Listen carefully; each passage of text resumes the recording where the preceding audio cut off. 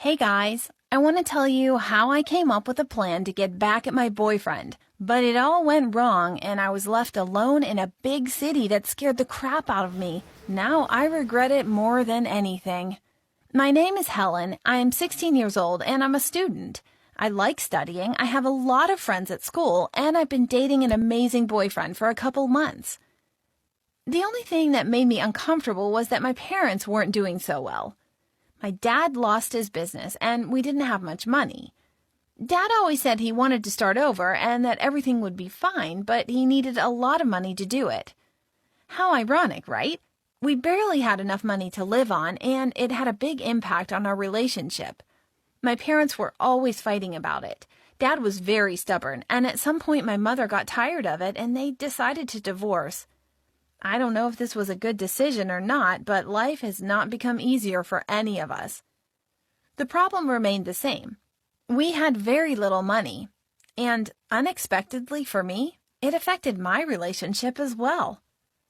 Max and I were just getting started, and we were having this romantic period of endless dates, movies, and gifts. But the fact is that for all this, you need money. And I couldn't let Max pay for me everywhere we went. It wouldn't be nice. I tried to hide my lack of money from Max, and I kept making excuses.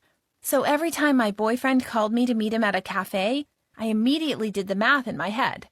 Okay, I'll get a coffee and a slice of cake plus a tip, that'll be $15. And if he offers to go to the movies, I'll say I have a lot of homework to do and we'll go home.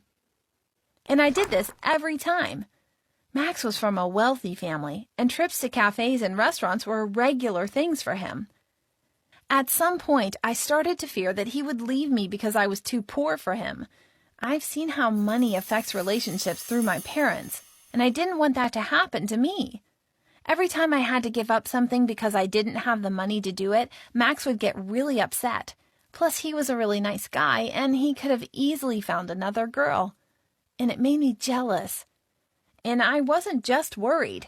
Other girls were always paying attention to him, and we had unpleasant conversations about it. Gradually, I began to notice that our relationship was deteriorating, and there was nothing I could do about it. And pretty soon, Max got tired of my constant refusals to spend time together. Our teacher told us that our class had the opportunity to go to New York for a few days. It was amazing news. Imagine how cool it would be to go there together and have a good time. We were both very enthusiastic, and we talked about it all day. Max said it was a dream trip and that we should definitely go. I also had a lot of enthusiasm about it, but I knew that when I asked my mother for money, I would get a negative answer. So that was that. I needed about $200 for the whole trip, but that amount was too much for my mom, and she said that unfortunately I would have to stay home.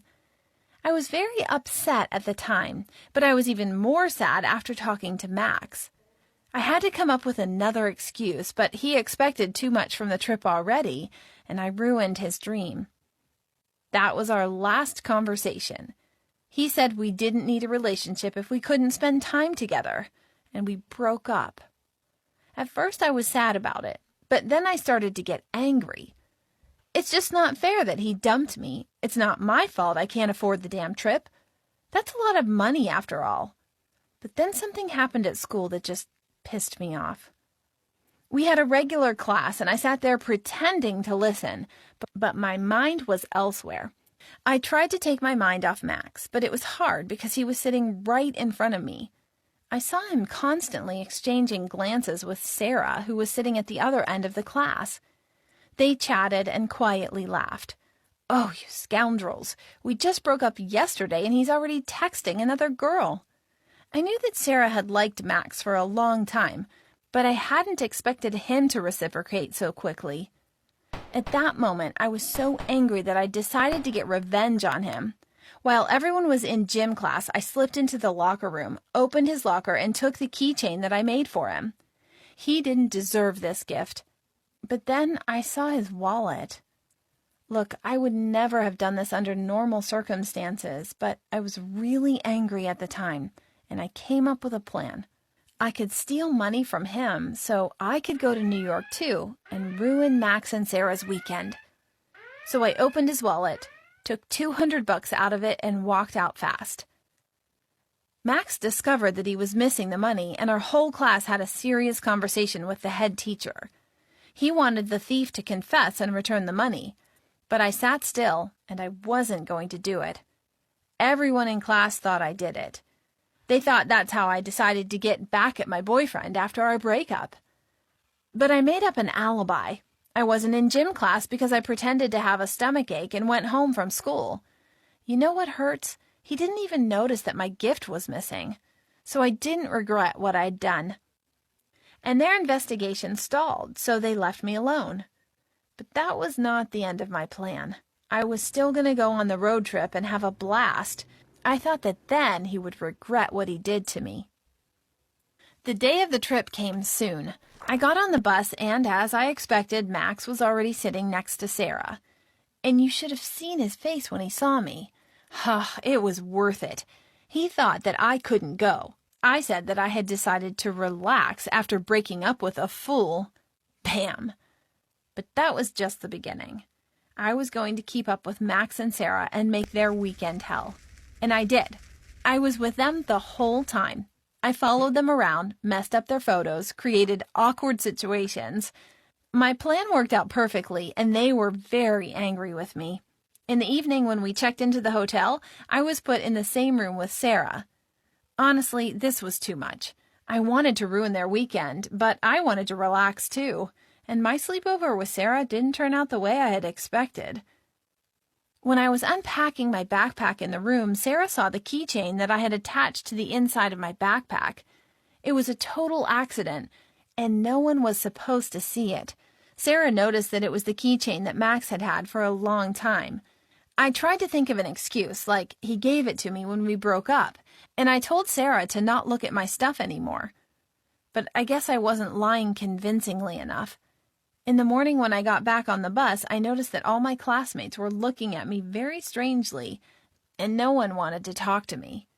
Sarah and Max told everyone what I did, and now my weekend had turned into hell. That keychain was proof that I was the one who'd been searching through Max's locker, and now everyone knew it. The worst moment was when Sarah turned to me and told me to enjoy the ride because when we got back to school, I was going to be in serious trouble.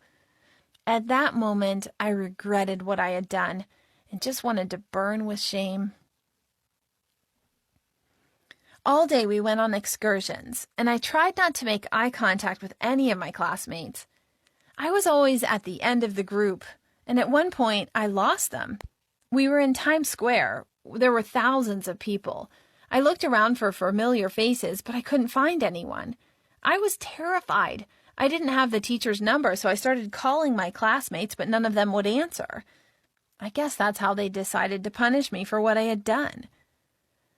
I decided to go to the hotel and wait for them there, but to do this in an unfamiliar city was very difficult. I couldn't take a cab because I didn't have any money, so I had to take the subway, and it was the scariest thing I've ever done. I had heard about the New York subway, but I didn't think it was really that bad. I went down to the station, looked at the subway map, and just did not understand how and where to go. The letters and names were jumbled together in my head, and I just wanted to cry helplessly. Dozens of people passed me, but none of them even paid attention to my requests for help. Suddenly, I heard a strange screaming. One of those crazy homeless people had walked into the station. He was walking in my direction, muttering and shouting. Out of fear, I jumped on a train that had just arrived and left in an unknown direction. I was so scared, I just sat there and started crying. Then a woman approached me and offered to help. She explained how I could get to the hotel. I couldn't believe that there was someone who wanted to help me. After what I did, I didn't deserve to be treated like this. When I got back to my room, I had plenty of time to think. I decided to come clean and apologize to Max. The next time when the whole class got together, I called attention to myself and I told them everything. I was really embarrassed. I promised Max that I would give him his money back, and I asked him not to go to the police. When we got home from New York, I started looking for a part-time job to pay Max back. But even if I did, my reputation wouldn't be restored. I was very angry, and I did something that I regret now. I think I need to go to another school now and start over.